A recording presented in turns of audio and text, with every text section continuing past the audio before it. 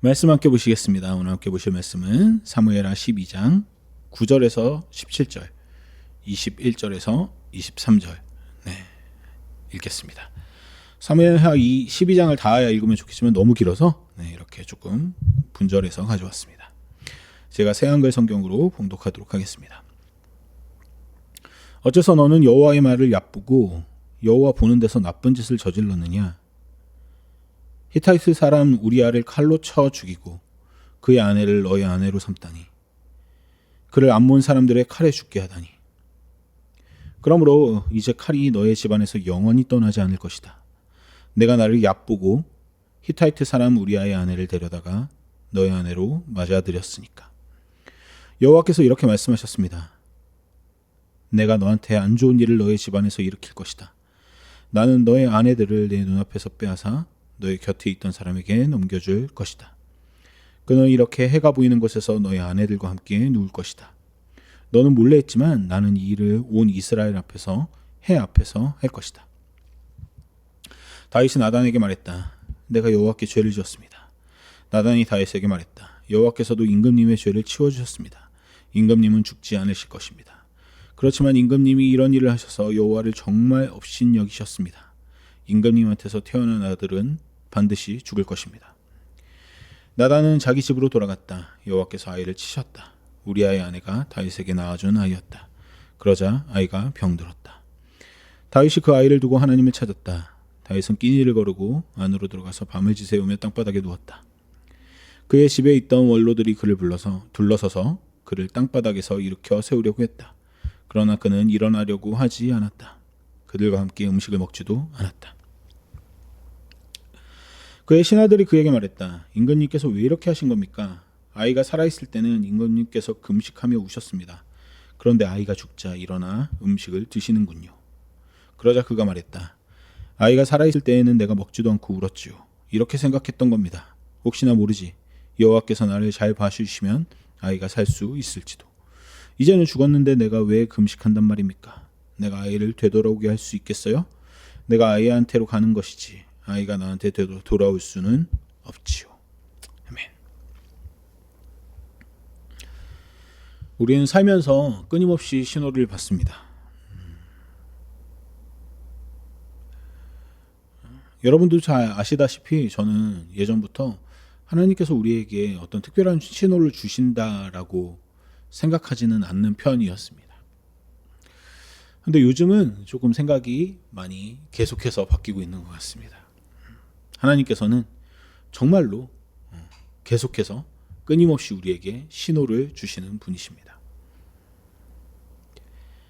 하나님을 믿는 사람에게나 저 같은 목사에게나 목사가 아닌 사람들, 그리고 조금 민감한 사람들, 민감하지 않은 사람들 할 것 없이 누구에게나 평등하게 하나님께서는 계속해서 신호를 주십니다. 그 신호는 자동차 계기판에 경고등이 켜지는 것과 같습니다. 보통 자동차 계기판에 엔진 경고등에 불이 들어왔을 때는 바로 정비소로 가서 차량 점검을 받고 문제 해결을 해야 합니다. 하지만 이럴 때 가장 어리석은 대응 방법이 있습니다. 그것은 그 불빛이 거슬린다고 검은 테이프로 계기판을 가려버리는 것입니다. 당연히 내 눈앞에 거슬리던 불빛은 사라지겠죠. 그런데 엔진은 그대로 망가져가고 있을 것입니다. 우리 삶에도 경고등이 켜집니다. 같은 종류의 관계가 자꾸 같은 방식으로 깨지면 내 태도를 좀 돌아보라는 신호입니다. 몸이 자꾸 아프면 생활 습관을 바꿔야 한다는 신호입니다. 마음이 자꾸 공허하다고 느껴진다면 내가 어디에 많이 매여 있지는 않은지, 혹은 어떤 부분들을 내가 너무 비워두고 있지는 않은지 살펴보라는 신호겠죠. 그런데 우리는 종종 신호 그 자체에만 반응하고 그 신호가 가리키는 방향을 제대로 살펴보지 않습니다. 관계가 깨지면 어쩔 수 없는 일이라고 넘기다가 다른 관계에서 또 똑같은 실수를 반복하기도 합니다. 몸이 아파도 자기의 생활 습관을 돌아다보지 않으면 몸 깊숙한 곳들이 더 크게 망가지겠죠. 공허하면 잠깐 책을 보거나 예배를 나오는 식으로 마음을 다스리다가 그 기간이 지나가면 다시 똑같이 삽니다. 경고등의 불빛만 어떻게 가려보려고 하지 엔진 자체는 들여다보지 않는 것입니다. 신호는 계속해서 봤는데 우리의 삶의 변화는 없습니다. 오늘 본문에서 다윗이 보여주는 모습이 바로 그런 모습입니다. 위대한 왕이자 골리앗을 쓰러뜨린 영웅, 시편의 절반을 쓴 시인, 하나님께서 마음에 합한 사람이라고 불렀던 그 다윗이 처참한 실패를 점점 더 심화시키는 순간을 오늘 우리가 지난주에 이어서 함께 봅니다. 미리 말씀드리지만 이 다윗의 모습은 놀랍도록 우리를 닮아 있습니다. 다윗의 실패는 멀리 있는 옛날 이야기가 아니라 오늘 우리가 매주 반복하는 실패의 원형입니다. 먼저 지난주 설교를 정리해 봅니다. 다윗은 어느 날 저녁 왕궁 옥상을 거닐다가 목욕하는 한 여인을 봅니다. 충직한 신하 우리아의 아내 밧세바였습니다. 다윗은 왕의 권력으로 그녀를 데려와 범했고 그녀가 임신하자 사건을 덮으려고 우리아를 불러옵니다. 집에 보내서 동침하게 하려고 했지만 실패하고 말입니다. 결국 우리아를 가장 치열한 전투 최전선에 세워서 죽게 만들어버립니다. 그리고 아무 일 없었다는 듯 밧세바를 아내로 맞아들입니다. 실로 끔찍한 사건입니다. 권력을 가진 자가 힘없는 자의 가정을 짓밟고 그것을 은폐하려고 무고한 사람을 살해한 사건입니다. 가장 약한 사람을 보호해야 할 왕이 가장 약한 사람을 짓밟은 사건입니다. 하나님은 그것을 그냥 두고 보시지 않습니다. 선지자 나단을 보내서 다윗에게 한 이야기를 들려줍니다. 한 성읍에 부자와 가난한 사람이 있었습니다. 부자에게는 양과 수가 심이 많았고 가난한 사람에게는 작은 양 새끼 한 마리밖에 없었습니다. 그는 그 양을 자식처럼 키워서 자기가 먹던 것을 먹이고 자기 잔으로 마시게 하고 품에 안고 잤습니다. 그 양은 그에게 딸과 같았습니다. 그런데 어느 날 부자에게 손님이 찾아왔습니다. 부자는 자기 양과 소를 아까워하여서 가난한 사람의 그 하나뿐인 양을 빼앗아 손님에게 대접했습니다. 이 이야기를 들은 다윗은 크게 분노합니다. 여호와께서 살아계심을 두고 맹세하건대 이런 짓을 한 자는 마땅히 죽어야 한다. 그가 그 양을 4배로 갚아주어야 한다. 그러자 나단이 다윗의 눈을 똑바로 보고 말합니다. 당신이 바로 그 사람입니다. 그러고 나서 나단은 하나님의 예언을 선포합니다. 여기서 주목해야 할 것은 나단의 그 경고가, 예언이 한 가지가 아니라는 겁니다. 본문을 천천히 읽어보면 나단은 여러 개의 경고를 차례로 쏟아냅니다. 먼저 나단이 거듭해서 강조하는 다윗의 잘못이 있습니다. 9절과 10절을 읽어드리겠습니다. 어째서 너는 여호와의 말을 얕보고 여호와 보는 데서 나쁜 짓을 저질렀느냐. 히타이트 사람 우리아를 칼로 쳐 죽이고 그의 아내를 너의 아내로 삼다니.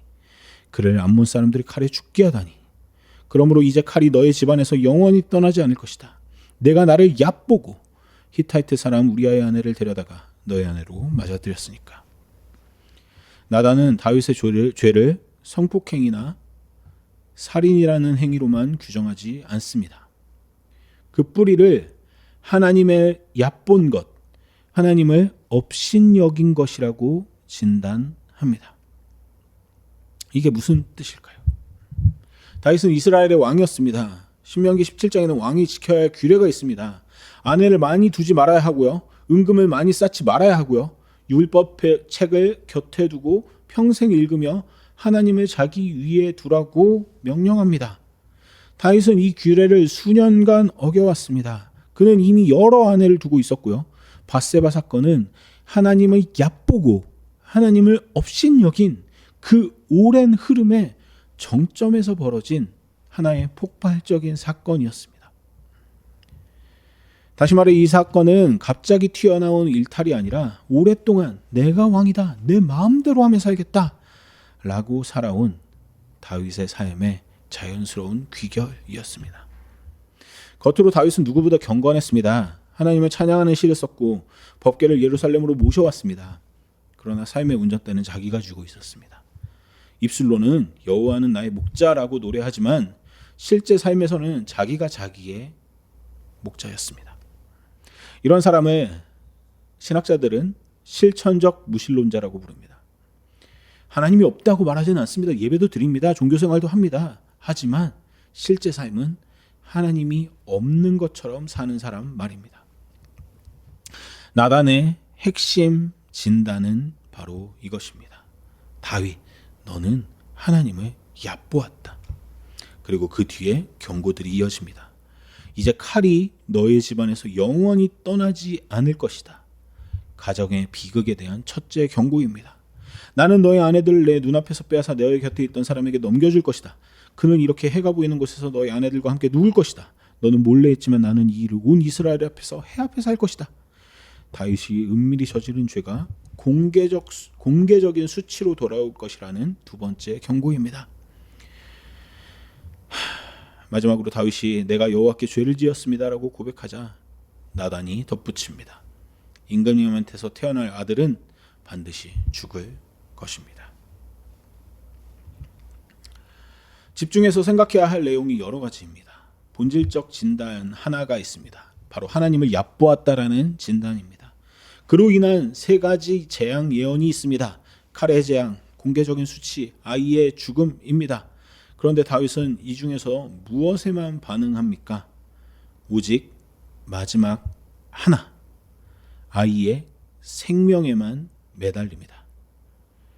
자신이 하나님을 얕보았다는 근본적인 진단도, 자기 집안에 대대로 닥칠 칼의 재앙도, 자신이 짓밟은 공의도 제쳐두고 가장 눈앞에서 아픈 결과 하나에만 온 힘을 쏟습니다. 요즘 자주 설교에서 말씀드리고 있지만 예언은 바꿀 수 없는 운명의 결과 선포가 아닙니다. 그것을 듣고 우리가 올바른 방향으로 돌아서면 그 경고가 가리키던 재앙은 얼마든지 쓰러질 수 있습니다. 경고의 목적은 멸망이 아니라 돌이킴이니까요. 그런데 경고의 진짜 메시지를 외면하고 격가지만 붙들고 있으면 우리는 결코 예정된 재앙을 막을 수 없습니다. 계기판의 경고등을 테이프로 가리는 것과 같습니다. 다윗은 하나님을 얕보지 말라는 핵심적인 경고는 못 본 채 아이의 생명이라는 결과 하나만 붙들었습니다. 가장 본질적인 신호를 놓친 것이죠. 이제 다윗이 한 일을 봅시다. 그는 아이를 위해 7일 동안 7날 동안 땅에 엎드려 금식하며 밤을 지새웁니다.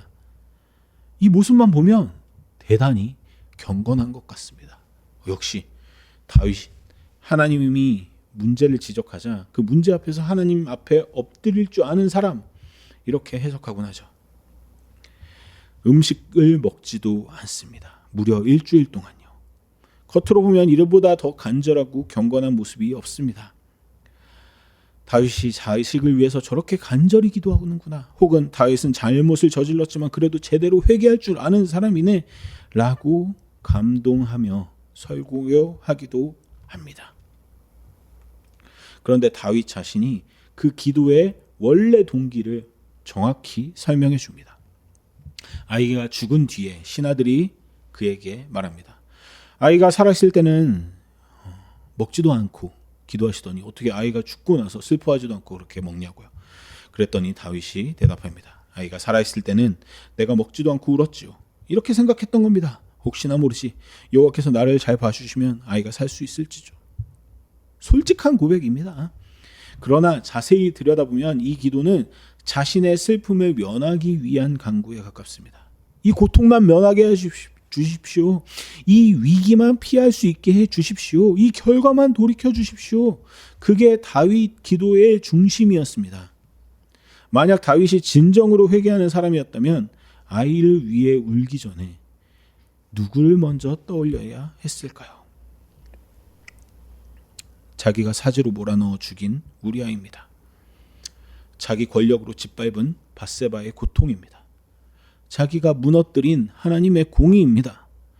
우리아가 어떤 사람이었습니까? 전쟁 중에 다윗이 그를 불러들여서 집에서 쉬라고 했을 때 우리아는 전쟁의 한복판에서 고생하는 동료들을 생각하면서 그럴 수는 없다고 말합니다. 끝까지 절개를 지킨 사람, 성경이 사랑하는 단어로 표현하면 헤세드, 곧 신실함과 충성의 사람이었습니다. 이 우리아의 신실함과 그를 교묘한 계략으로 죽인 다윗의 잔인함이 얼마나 극명하게 대조됩니까? 충성스러운 신하는 전쟁터에서 동료들을 생각하느라 집에 가지 않았는데 그를 보낸 왕은 궁에서 그의 아내를 범했습니다. 신실한 자는 죽고 그를 죽인 자는 그 아내를 차지했습니다. 그런데 다윗의 이래 동안의 기도 속에 우리아가 있습니까? 없습니다. 밧세바의 상처가 있습니까? 없습니다. 자기가 짓밟은 공의에 대한 통렬한 책임감이 있습니까? 없습니다. 오직 내 아이가 있을 뿐입니다. 그 아이를 혹시나 살려주실까봐. 죄의 무게는 한 사람의 생명을 빼앗고 한 가정을 통째로 파괴할 만큼 무거웠는데 다윗은 그 무서운 공적 파장이 아니라 눈앞의 사적인 아픔에만 반응한 것입니다. 기도가 간절하다고 해서 그것이 곧 회개인 것은 아닙니다. 눈물이 많다고 해서 그것이 곧 돌이킴인 것도 아닙니다. 일주일 금식했다고 해서 그것이 곧 변화인 것도 아닙니다. 기도의 자세는 더욱이 거룩한데 기도의 방향이 온전히 나를 향해 있을 수 있습니다. 나의 고통을 면하게 해주세요 라는 기도와 내가 상처 준 사람을 어떻게 회복시킬 수 있을까요? 라는 기도는 자세는 같아도 방향이 반대입니다. 다윗의 기도는 안타깝게도 전자였습니다. 일회째 되는 날 아이가 죽습니다. 그러자 다윗은 곧바로 일어나 몸을 씻고 기름을 바르고 옷을 갈아입고 성전에 들어가 경배한 뒤 자기 집으로 돌아와 음식을 청하여 먹습니다. 일주일간 땅에 엎드려 있던 사람이라고는 믿기지 않을 만큼 신속한 전환입니다. 보통은 아이가 아플 때보다 죽었을 때 더 슬퍼하는 법인데 다윗은 거꾸로였습니다. 거기서 다윗이 한 대답들을 들으면 언뜻 들으면 무척 성숙하고 신앙적인 것 같지만 또 어떤 분들은 이 다윗의 대답을 죽음 앞에서 하나님의 뜻에 순복한 신앙의 모범이라고 읽기도 하지만 저는 결코 그렇게 생각하지 않습니다. 그것은 순종이라기보다 기도 카드를 다 써버린 사람의 냉정한 계산에 더 가깝게 들립니다. 풀어 말하면 이렇습니다. 아이가 살아있을 때는 혹시나 살려주실까 해서 기도해봤다. 그런데 죽어버렸으니 이제 기도해봐야 소용없다. 그러니 그만하자. 들어주실 가능성이 있을 때는 매달리고 그 가능성이 사라지자 미련 없이 젓는 것입니다. 마치 응답이라는 보상이 사라지면 기도라는 행위도 멈춰버리는 우리의 모습과도 같습니다. 그런데 진짜 문제는 따로 있었습니다. 다윗이 그렇게 기도의 자리에서 일어난 후에 그가 정말로 했어야 할 일들을 했냐는 것입니다. 생각해 봅시다. 하나님의 경고하신 그 무서운 칼의 재앙을 막으려면 다윗은 무엇을 했어야 합니까? 자신이 권력을 남용했던 지점들을 하나하나 다 살펴보고 무너진 공의를 회복하고 피해자들을 수습하고 자녀들을 바르게 교육하고 왕으로서의 통치를 바로 세워야 했습니다. 경고의 핵심은 하나님을 얕보지 말라였으니까 이제부터라도 하나님을 삶의 운전석에 모셔야 했습니다. 그런데 다윗은 어떻게 합니까? 자기 삶의 그 구조적인 문제는 손도 대지 않습니다. 아이를 위한 기도는 일주일이나 했지만 자기 삶을 바꾸는 일에는 단 하루도 쓰지 않습니다. 그는 일어나 씻고 먹고 그저 일상으로 돌아갔습니다. 적어도 밧세바에게 사죄는 했어야 합니다. 자기 때문에 남편을 잃고 원치 않는 임신을 했고 어쨌든 원치 않는 임신이었지만 자기 품에 안았던 자기의 자식을 잃어버린 사람입니다. 그 모든 것이 다윗 때문이었습니다. 하지만 성경에 밧세바에게 사죄하거나 미안해하는 다윗의 모습은 없습니다. 그 흔한 위로조차 건네지 않습니다. 그래서 그 뒤에 벌어지는 일들을 우리가 또 앞으로 살펴볼 것입니다. 나단의 경고는 토시 하나 틀리지 않고 그대로 실현됩니다. 사무엘하 13장 이후에 다윗의 장남 암논이 이복누이 다말을 욕보입니다. 다말의 친오빠 압살롬이 그 일로 암논을 죽입니다. 형이 동생을 죽인 것입니다. 그 압살롬이 결국 아버지 다윗에게 반역하여 백주대낮에 온 이스라엘이 보는 옥상에서 아버지의 후궁들을 욕보입니다. 나단이 했던 그 경고가 글자 그대로 이루어진 것입니다. 칼은 정말로 다윗의 집을 떠나지 않았습니다. 다윗이 밧세바에게 저지른 죄, 즉 남의 여자를 탐한 죄, 그것을 덮으려 사람을 죽인 죄가 그의 자식들 사이에서 거의 똑같은 모습으로 반복됩니다. 암논은 아버지의 여자를 탐했고 압살롬은 사람을 죽였습니다. 아버지의 죄가 자식들의 삶에 그대로 대물림된 것입니다. 다윗의 그 간절했던 일의 기도가 내 삶의 방향을 바꾸는 회개의 기도가 아니라 당장의 고통을 면해보려는 임시 방편이었다는 사실이 여기에서도 드러납니다. 기도는 했지만 변화는 없었습니다. 눈물은 흘렸지만 방향은 틀지 않았습니다. 경고등의 불빛은 어떻게든 가렸지만 정작 엔진은 들여다보지 않은 거죠.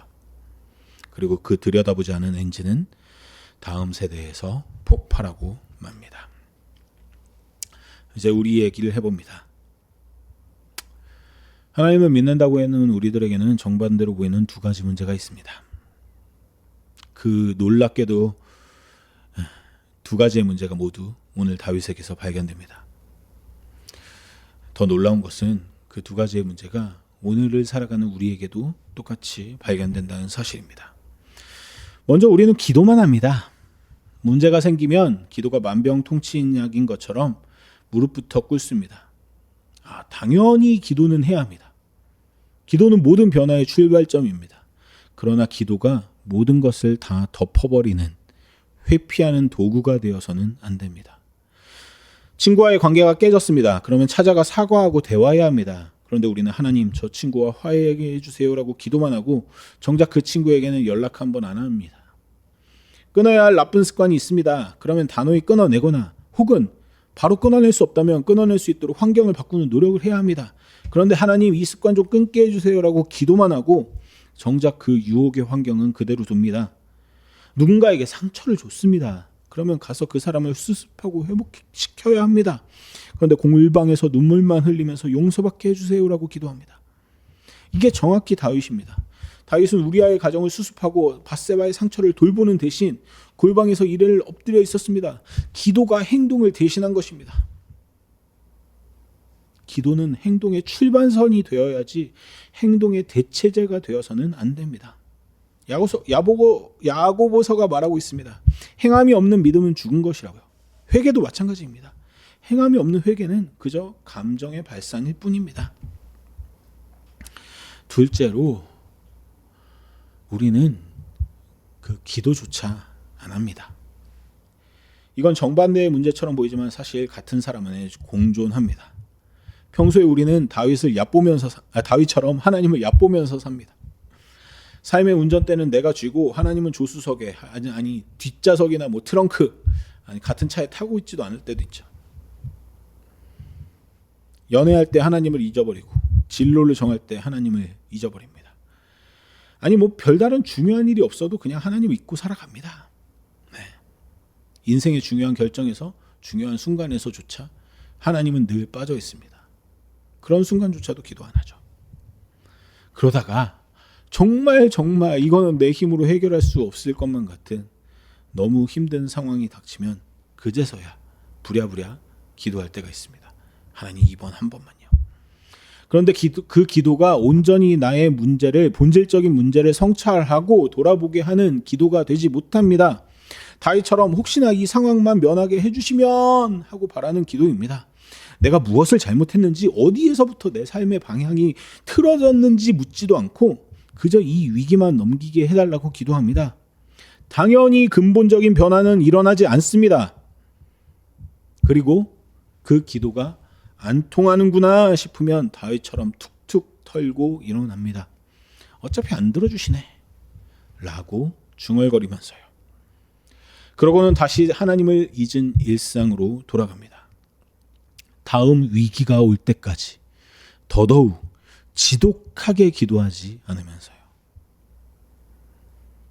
이 두 자세의 공통점이 뭡니까? 둘 다 나는 바뀌지 않겠다는 겁니다. 나는 이대로 괜찮다는 겁니다. 기도만 하는 것도 기도조차 안 하는 것도 결국 내 삶의 방향은 그대로 두겠다는 고집입니다. 우리는 그 누구 하나 온전하게 완벽하게 살 수 있는 사람이 없다라는 그 대전제를 알고 있으면서도 내 삶은 그냥 괜찮다는 거죠. 하나는 거룩해 보이는 모양으로, 하나는 무관심해 보이는 모양으로 나타날 뿐 본질은 같습니다. 나단이 다윗에게 던진 그 진단, 너는 하나님을 얕보았다. 그 진단이 정확히 우리를 향합니다. 저를 포함해서 우리 모두도 매일 매주 하나님을 얕보면서 삽니다. 20세기에 나치에 맞서다가 순교한 신학자 디트리 보네퍼는 이런 신앙을 값싼 은혜라고 통칭해서 불렀습니다. 가장 대표적으로는 회개 없는 용서, 변화 없는 위로, 제자도 없는 은혜, 십자가 없는 그리스도라고 표현되는 값싼 은혜는 우리 영혼의 원수라고 부릅니다. 왜냐하면 그것은 우리의 삶을 잠깐 미봉책으로 덮어주는 것처럼 보이는 모습이지만 결코 변화시키지 못하기 때문입니다. 하나님 앞에서 잠깐 기도하는 것처럼 보이고, 하나님 앞에서 잠깐 우는 것처럼 보이고, 잠깐 하나님의 이름을 부르는 것처럼 보이지만 본질적으로 내 마음 안에서 하나님을 전혀 생각하지 않고 있는 상태. 많은 그리스도인들이 이 값싼 은혜에 취해서 살아간다고 보네퍼는 경고합니다. 다윗의 이래 동안의 기도가 그토록 거룩해 보였지만 그의 삶을 단 한 뼘도 바꾸지 못했던 것처럼 값싼 은혜는 우리에게 잠깐의 감동과 위안을 줄 뿐 우리를 새 사람으로 만들지 못합니다. 반대로 보네퍼가 말한 값비싼 은혜는 우리에게 대가를 요구합니다. 우리 삶의 방향을 트는 대가, 옛 삶을 버리는 대가, 짓밟은 것을 회복시키는 대가 말입니다. 하지만 그 값비싼 은혜만이 우리를 진짜로 살린다고 보네퍼 목사님은 말씀하십니다. 하나님이 우리에게 원하시는 것은 더 많은 눈물이 아닙니다. 더 긴 금식도 아닙니다. 더 큰 소리의 기도도 아닙니다. 하나님이 원하시는 것은 본질적인 우리 삶의 방향을 트는 것입니다. 하나님의 경고가 가리키는 그 지점으로 실제로 걸어가서 내 잘못된 행동을 진짜로 수정하는 것입니다. 상처 준 사람에게 가서 사과하고 내 삶에서 끊어내야 하는 것들을 끊어내고 회복시켜야 할 관계를 회복시키고 내 삶에 채워야 하는 것들을 진짜로 채워내는 작업들을 해나가는 것이죠. 그게 하나님이 정말로 우리에게 원하시는 것입니다. 저 또한 이번 한 주간 많이 아프면서 이 생각들을 많이 했습니다.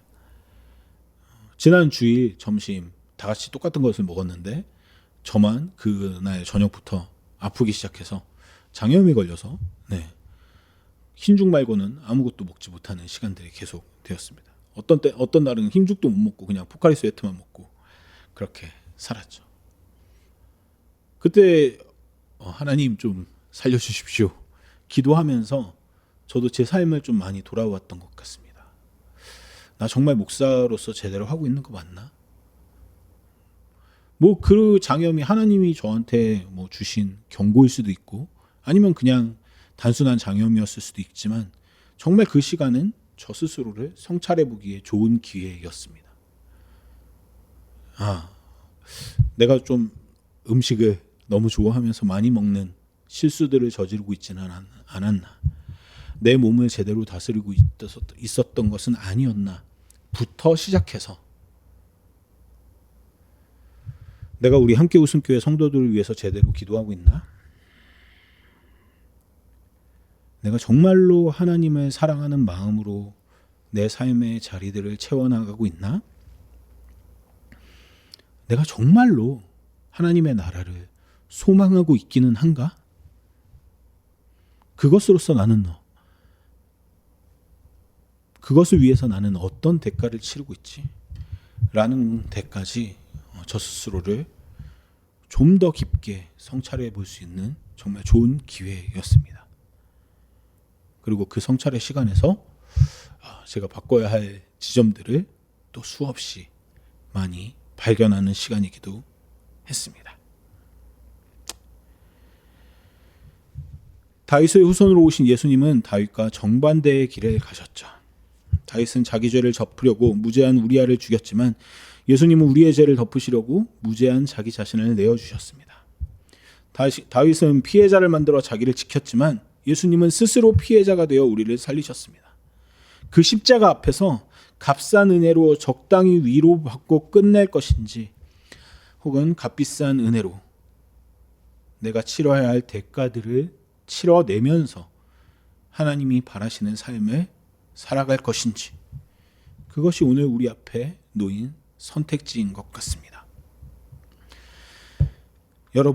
여러분들의 삶에는 어떤 신호가 와 있습니까? 어떤 경고등이 켜져 있습니까? 어떤 아픔이, 어떤 불편함이, 어떤 반복되는 실패가 무언가를 여러분들에게 말하고 있습니까? 꼭 부정적인 신호만이 신호가 아닙니다. 어떤 기쁨이, 어떤 은혜가, 어떤 평안이 여러분들에게 무엇을 말하고 계십니까? 그 신호 앞에서 우리는 다윗처럼 결과 하나에만 매달리다 끝낼 수도 있고 그 신호가 가리키는 방향으로 진짜 발걸음을 옮길 수도 있습니다. 계기판을 테이프로 가려버릴 수도 있고 엔진을 열어볼 수도 있는 것이죠. 기도는 시작입니다. 기도는 우리 삶이 바뀔 수 있는 가장 정직한 자리입니다. 그러니 제발 여러분 부디 기도하면서 살아갑시다. 긴 시간이 어렵다면 짧은 시간만이라도 정말 하나님 앞에서 정직하게 자기 자신을 돌아보는 시간을 여러분들이 가질 수 있었으면 좋겠습니다. 기도조차 하지 않을 때 우리 삶은 단 한 뼘도 변화되지 않습니다. 그러나 동시에 기도가 끝이 되어서는 안 됩니다. 다윗이 그러했듯 일주일을 엎드려도 자기 삶의 운전대를 한 칸도 옮겨놓지 못한다면 그 기도는 결국 우리를 다윗의 자리에 그대로 머물게 합니다. 오늘 우리에게 보이는 그 신호, 자꾸 같은 방식으로 깨지는 관계, 자꾸 아픈 한 곳, 자꾸 비어가는 마음의 자리, 자꾸 흘려보낸 한 사람의 이름, 그것을 검은 테이프로 가리지 말고 이번 한 주만이라도 엔진 뚜껑을 한번 열어보았으면 합니다.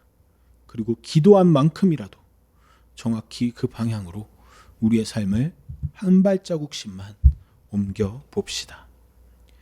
사과해야 될 사람에게는 사과의 한 문장을, 회복시켜야 할 자리에는 작은 한 걸음을, 거창하지 않아도 됩니다. 일주일을 엎드린 다윗에게 부족했던 것은 더 긴 기도가 아니라 일어선 다음 디뎌야 할 단 한 걸음이었으니까요. 그 한 걸음을 우리가 함께 옮겨가게 되기를 바랍니다. 그것이 다윗이 끝내 하지 못한 일이었고 오늘 하나님께서 우리 한 사람 한 사람의 일주일 안에 그토록 원하고 계시는 일이라고 저는 믿습니다.